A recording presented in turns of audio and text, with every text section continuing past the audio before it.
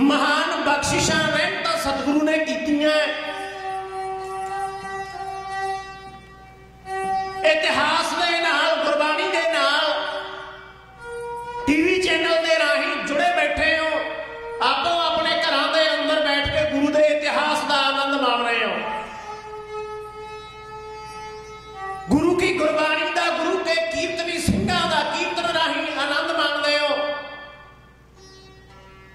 लख लख अरदासां कर रहे हो। अज जिहड़ा गुरु नानक नाम लेवा सिख है, इस भयानक समय के दौर अंदर हर सिख अपने दिल तो अरदास कर रहे हैं कि सच्चे पातशाह, ये दुनिया ते जिहड़ा भयानक संकट आया, महामारी का संकट आया, सच्चे पातशाह आप कृपा करो। दीन के दाते मेरा गुण अवगुण ना विचारे हो कोई, माटी काका धोपा स्वामी मानस की गाते ही। सच्चे पातशाह ये जिहड़ा संकट आया, भैड़ी बीमारी आई है, इहनूं दूर भजा दिओ, इहनूं खत्म कर दिओ, नष्ट कर दिओ। अज गुरु नानक देव महाराज दा सिख अरदासां कर रहे हैं, नानक नाम चढ़दी कला, तेरे भाणे सरबत दा भला। सो आओ खालसा जी, सानू सच्चे पातशाह साडे गुरुआं ने ऐसे गुरु दे लड़ लाया जेड़ा ना मुक सकता है, ना खत्म हो सकता है, ये जुगा जुगा तक अमर है। शब्द गुरु ने सानू लड़ लाया। आओ बेनती करांगा कि ऐरे गैरियां दा, पखंडियां, दंबियां, मणियां, मसाणियां दा, साधा गुगलियां दा खेड़ा छड्ड के असीं केवल ते केवल गुरु ग्रंथ साहिब महाराज दे दर ते आके सिर झुकाइए। जिस जगह पर झुके ना सर, जिस दर पर झुके ना सर, उसे दर नहीं कहते। जो हर जगह पर झुक जाए उसे सर नहीं कहते। सच्चे पातशाह ने, गुरुओं ने सानू ऐसे शब्द दे लड़ लाया, ऐसे गुरु दे लड़ लाया, जेड़ा शब्द है, जेड़ा नाम मुकन ना मिटन योग है। बाणी तरो अकाले आप भेजी, भुले भटके नूं राहे पाव दिए। बाणी कौड़िया रिठिया करे मिठे, बाणी तां ठग्गां तो सज्जन बनाम दिए। बाणी दुध देवे, बाणी पुत देवे, बाणी तां दौलतां नाल रजाम दिए। जेड़ा दिलबरा इस दा जाप करदा है, ओहदे दुख कलेश मिटान दिए। सो खालसा जी, आओ गुरु की बाणी दे नाल जुड़ना करिए, गुरु दे इतिहास दे नाल, गुरु दी बाणी बाणे दे नाल जुड़ना करिए। अमृत दे धारनी होइए, पंज कक्कियां दे धारनी होइए। सारी संगत एक बारी बड़े प्यार के सत्कार दे नाल गज के फतेह प्रवान करो। सारी संगत आखो वाहेगुरु जी का खालसा, वाहेगुरु जी की फतेह। आपां इतिहास दीयां विचारां, इतिहास दी लड़ी नूं साझा कर रहे सी कि सच्चे पातशाह आनंदपुर दे किले नूं छड्ड के जदों सरसा नदी दे किनारे ते पहुंचे, महाराज सच्चे पातशाह ने जपजी साहब का पाठ किया। आसा की वार का कीर्तन होया। 10 लाख वैरू की बैरी की फौज पिछा कर दी सच्चे पातशाह ने, उत्ते आके हमला किया।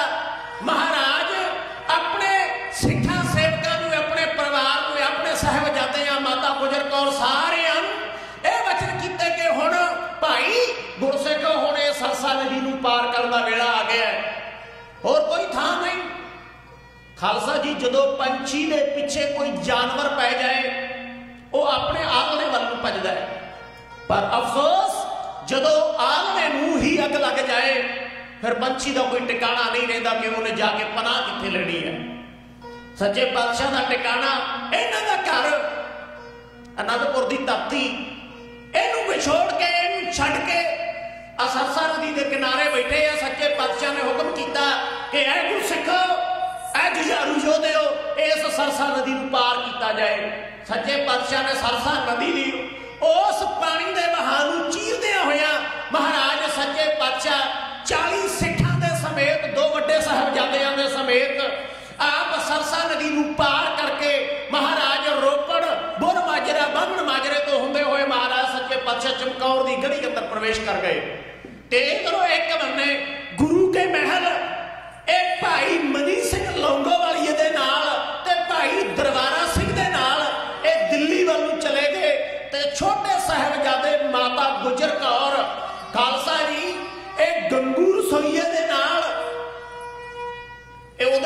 खेड़ी वालों चले गए है। इसे एक सियाने सजन ने बड़िया सुंदर लाइनां लिखियां ने। वह कहंदा पार होण वेले सरसा गुरु जी दा बाज किसे पासे घोड़ा किसे पासे दोहे पासे दशमेश दा दल दिसे थोड़ा किसे पासे थोड़ा किसे पासे चार पुत्र बख्शे परमात्मा ने जोड़ा किसे पासे ते जोड़ा किसे पासे। सच्चे पातशाह बाजा वाले माही दा परिवार खेरू खेरू हो गया, 3 हिस्सियां में वंडिया गया। सच्चे पातशाह 3 हिस्सियां में परिवार वंडिया गया। महाराज अपने 40 सिंघां दे नाल वड्डे साहिबजादियां दे नाल चमकौर दी कच्ची गड़ी दे अंदर विराजमान ने ते खालसा जी कट कट के अंतर की जानत भले बुरे की वीर पछानत। गुरुदेव पातशाह कहंदे अद्धी रात दे हनेरे दे अंदर ओ चमकौर दी गली नूं ओदी हवेली दी छत नूं टो टो के देख रहे हैं।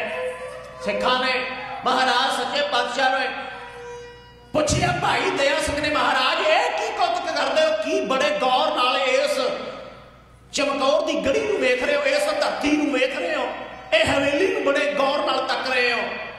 महाराज कहण लगे, भाई दया सिंघा इस जगह ते सवेर बड़ा घमसान दा युद्ध होना है, इत्थे फौजां दे टाकरे होने हैं, एक दूजे ने सूरमियां ने जरनैलां ने लोहा लेना है ते कोई बिरले मैदान दे जंग विच नितरनगे।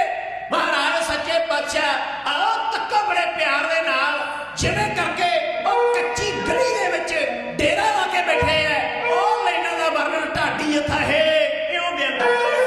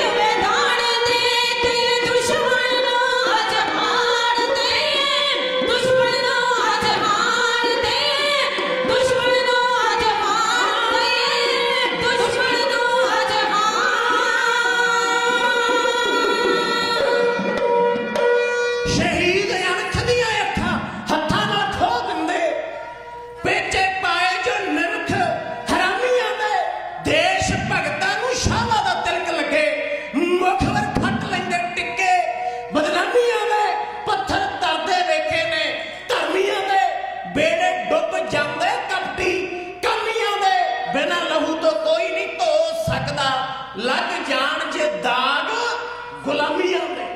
खालसा जी सच्चे पातशाह ने वंगारे अपने सिंघां ललकार के उन्हां दे विच जोश भरिया। भाई दया सिंघा है गुरु के सिखो, सवेर होनी है, इत्थे घमसान दा युद्ध होना है, इत्थे बिरले सूरमे निकलणगे, इत्थे लोहे नाल लोहा खड़केगा, इत्थे टाकरे होणगे, कई मामा दे पुत्त मारे जाणगे। सच्चे पातशाह ये कह रहे हैं ते सवेर हुंदी गुरु पिता महाराज चमकौर की गढ़ी अंदर विराजमान ने 10 लाख वैरी की फौज अल्लाहू अकबर दे नारियां दे नाल धरती आसमान गुंजा दिता। रौले रप्पे दे नाल 10 लाख वैरी की फौज ने चमकौर की गढ़ी नूं घेरा पा रखे है। यानी जान सतगुरु महाराज जिन्होंने पता लगी है कि 5 सूबेदारां दी फौजां ने घेरा पा लिया, दिल्ली तो बहुत वड्डी मदद मंगवाई गई है। सच्चे पातशाह ने कहते 8 सिंघां दे जथे बना के चमकौर की गढ़ी दे विचों भेजने शुरू कर दिते। 8 सिंघां दे जथे ते असीं शब्द पढ़ते हैं, चिड़ियों से मैं बाज तड़ाऊं, 1.25 लाख से एक लड़ाऊं, तब मैं गोबिंद सिंह नाम कहाऊं। ते खालसा जी 1.25 लाख दे नाल कल्ला कल्ला सिंह चमकौर की हवेली दे विच लड़िया मैदाने जंग दे अंदर।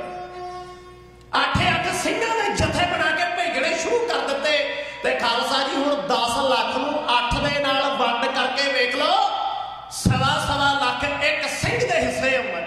8 सिंघां दे जथे बना के भेजे, कहते चमकौर की गढ़ी का उसका दरवाजा खुलिया करे, वैरी दल दे नाल लोहा लेंदे आ, शहीदियां दे जान पी रहे हैं।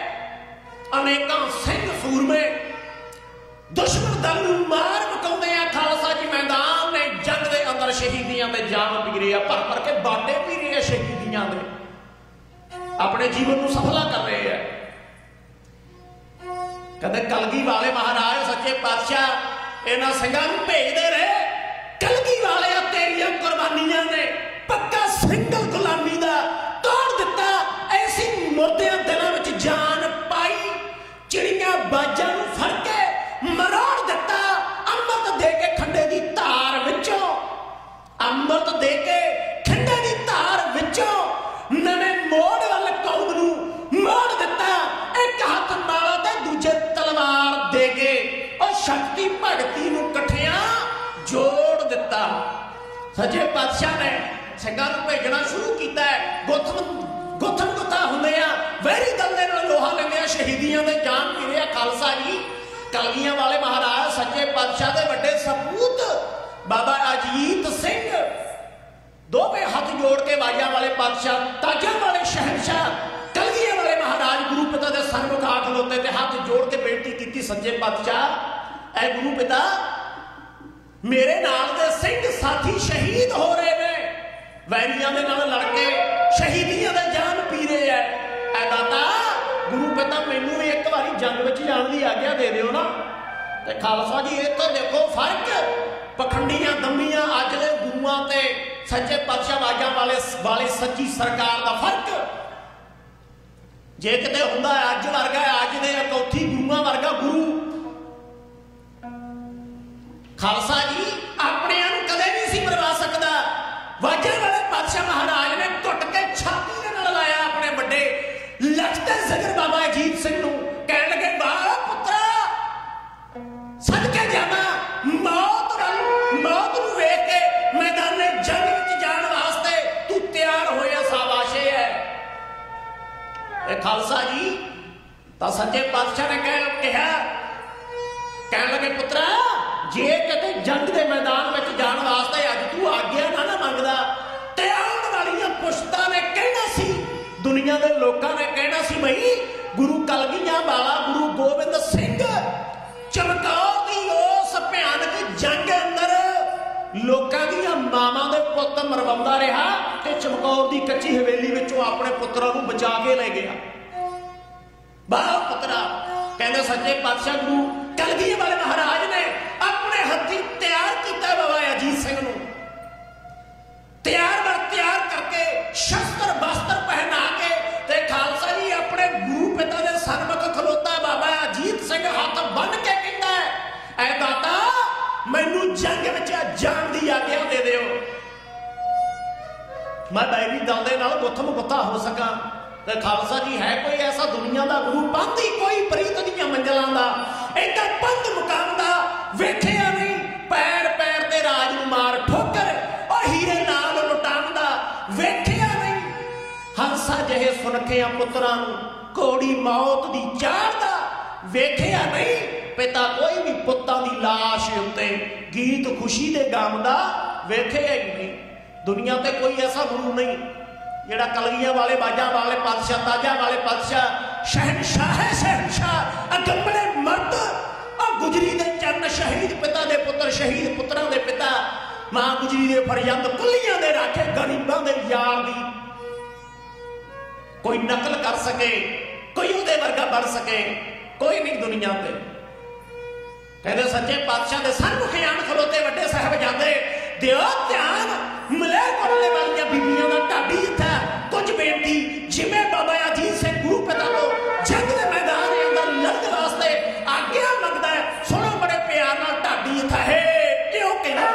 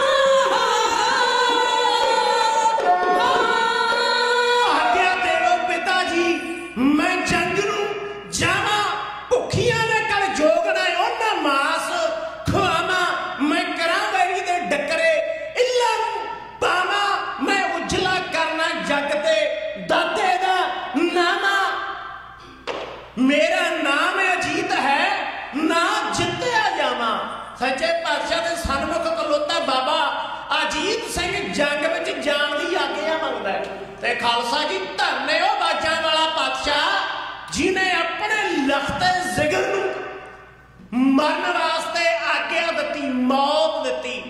सामने पता है कि घट नहीं होनी जंग के मैदान अंदर, दुश्मन फौजा ने भुन के रख देना है, पर वाजा वाले पातशाह, ताजा वाले पातशाह ने अपने पुत्र नूं जंग में जाने की आग्या दे दी। सो आओ खालसा जी, इतिहास कहने बहुत सारिया भुलां त्रुटियां रह जांदियां ने, आप संगत ते गुरु बख्शण योग बख्श लेना। सो आओ ढाडी इत्थे नूं दिओ आ गया, बीबी बलजीत कौर MA, बीबी दलजीत कौर MA, सरंगी वादक सत्कारयोग भाई बूटा सिंह जी फरवाही बरनाला, दास भाई हंसा सिंह जवंदा नेड़े सुनाम, मलेरकोटले वालियां बीबियां दे ढाडी इत्थे नूं दिओ इजाजत। अगला समा ज्ञानी गुरचरण सिंह जी उन्हां पासों सरवण करिए। बुलाओ फतेह आखो जी, वाहिगुरू जी का खालसा।